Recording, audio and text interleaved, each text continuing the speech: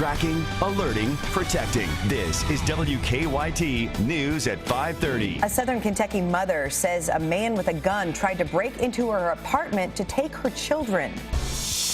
We're tracking the latest in Madison County, where a chemical spill shut down part of I-75 for hours. And an undercover roundup lands dozens of accused drug dealers in jail.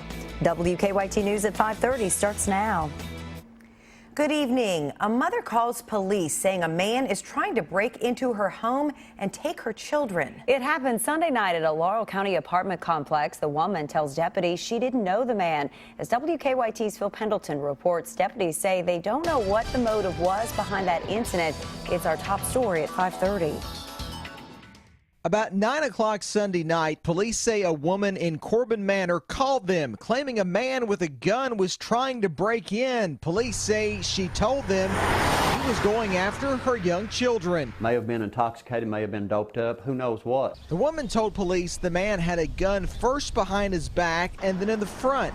The deputy was close by and arrived in minutes. So that's probably what kept him from coming in on her, because he probably would have busted out the glass or shot the lock off or who knows what. Police were able to get a very detailed description of what this man apparently looked like, that he was over 6 feet tall, 180 pounds, with dreadlocks pulled back into a ponytail and a long beard. And the deputy that was first on the scene said, yeah, that description was right on, because he was hitting the tree line as I was pulling, because he ran lights and siren, and as he was pulling in, the guy was making a beeline for the woods. All the police commotion and response was quite alarming for other residents, including other children nearby. They said that he tried to bust through a door and take this woman and her kids, and I was thinking, why would somebody do that? Police say the woman claimed she didn't know the man or why he targeted her or her kids.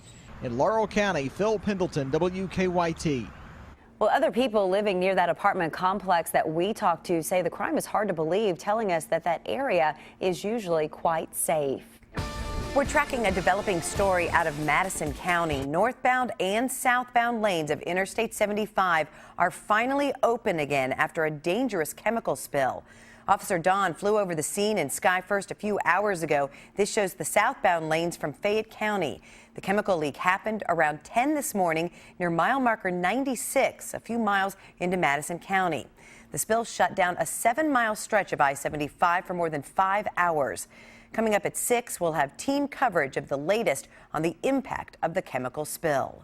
Dozens of suspected drug dealers are in jail tonight after an undercover operation in Powell County. The people arrested are accused of selling anything from pills to heroin.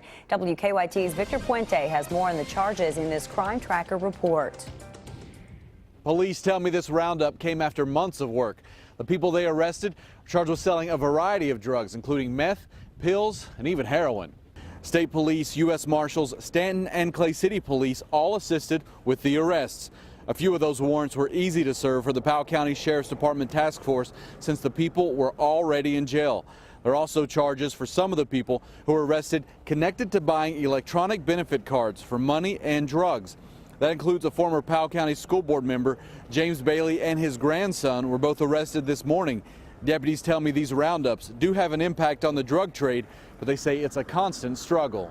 There'll probably be a few people that we won't be able to locate. They'll hear about what's going on and they'll flee the county or leave the county, and they will be eventually picked up in the near future. After that roundup, a special court session was held so everyone who was arrested this morning could be arraigned. In Powell County, Victor Puente, WKYT. The Powell County jailer says the jail there is full and that everyone arrested today will be taken to the Montgomery County Detention Center instead. 2 people charged in connection to a murder have pleaded not guilty. Our county-by-county coverage at 5:30 begins in Morgan County. 20-year-old Christopher Payton is charged with the murder of 33-year-old Randy Williams, and 55-year-old Kimberly Payton is charged with complicity to commit murder. Last week, police found Williams dead at his home in West Liberty. State police arrested the Paytons last Friday. In Perry County, Kentucky Power is celebrating a $50 million improvement set to make the power grid more reliable. The improvement is the biggest one for this part of Kentucky Power in 50 years. Planning for the project began in 2009. It connects two substations, one in Knott County to one in Perry County, with a 138,000-volt line. Needs more reliability from the bulk electric supply perspective, meaning the transmission grid is what brings the power into our substations, and there we distribute it out to the customers. The improvements will also allow the area to be ready to accept additional economic development because the load and reliability will now be there. Another chilly day around the Bluegrass, and you're going to want to keep that jacket handy this week because the chilly temperatures will be a common theme for us. Chief Meteorologist Chris Bailey is tracking the latest on First Alert Defender. Chris? Yeah, it is October after all, but it feels more like November out there. It actually looks the part of November on our live sky cam. A lot of the low, angry-looking clouds hugging our skyline into central and eastern Kentucky, and on a day like this, at any point, it looks like the skies could just open up on us.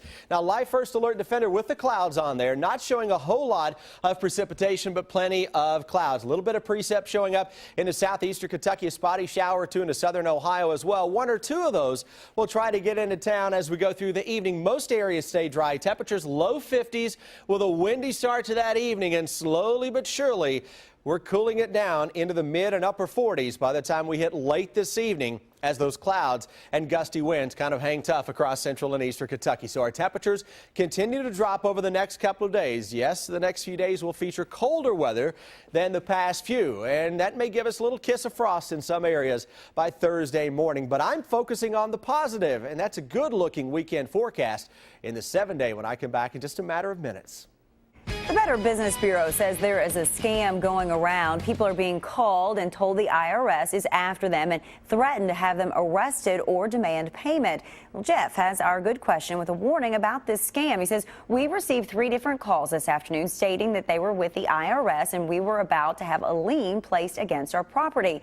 I can assure you we have no reason to receive this sort of call. They stated that if I wanted to talk with someone to press 1, of course I did, and then the call went dead. Well, we asked the Better Business Bureau of Central and Eastern Kentucky about this particular scam, and Heather Clary of the BBB says this is not the IRS calling. She says the IRS does not call people. Clary says they have received 5 calls about this particular scam so far. So we're told that the fake IRS calls were recording saying that a lawsuit would be filed against the victim in the local courthouse and to call back. The calls are coming from a Washington state area code with an Officer Martinez or Officer Gonzalez name being given.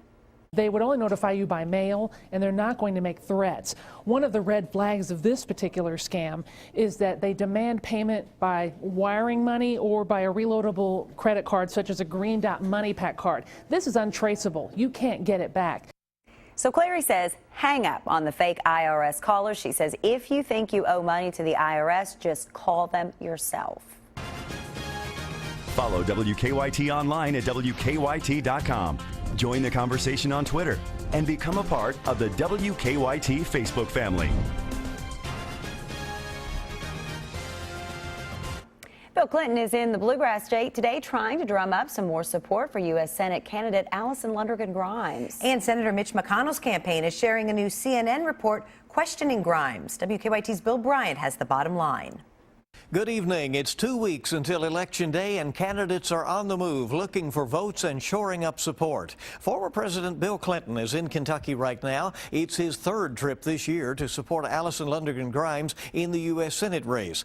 Clinton has stops scheduled for the Democratic nominee in Owensboro and then on to Paducah later this evening. Grimes spent yesterday targeting older voters in Kentucky's last Senate race in 2010. More than 61% of seniors turned out to vote, way ahead of any other age group. The McConnell camp is circulating a report by CNN that points out that Grimes's family operates a Lexington restaurant that pays the current minimum wage, despite her calls for an increase in the federal minimum to $10.10 an hour. It also points to names for offerings at the restaurant that some may find offensive. Grimes didn't offer many comments when asked about the business and the policies, except to say the campaign is about her and not her family. Otherwise, McConnell continues on a campaign swing through coal country. He is stopping in 5 counties today. The 6th District congressional candidates were face-to-face last night on KET. Republican incumbent Andy Barr and Democratic challenger Elizabeth Jensen staked out contrasting positions on several issues. She wants a federal minimum wage hike, while he calls that a job killer. And Jensen says the Affordable Care Act has made lives better for many Kentuckians, while Barr says it is eviscerating health care. It's a warm-up for next Monday night when the two will debate at the EKU Center. That will be airing live at 7 p.m. on the CW Lexington. And local schools play a big role when choosing a place to call home. The Lexington Bluegrass Board of Realtors released a poll today. It says 85% of registered voters consider local schools at least somewhat important to the parents of school-age children when they consider where to purchase a home. Bill Bryant, WKYT. Tomorrow is the deadline to submit questions for candidates in the 6th District congressional race. Republican incumbent Andy Barr will debate Democratic challenger Elizabeth Jensen, as Bill mentioned, next Monday at the EKU Center for the Arts.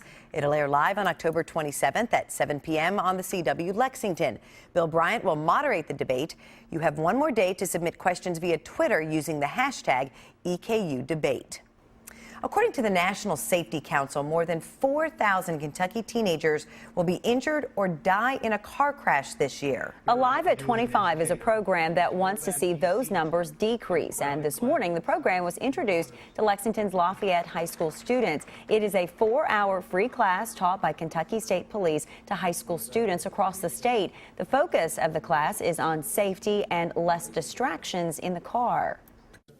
You have young drivers that are used to multitasking. You know, that's how they grew up.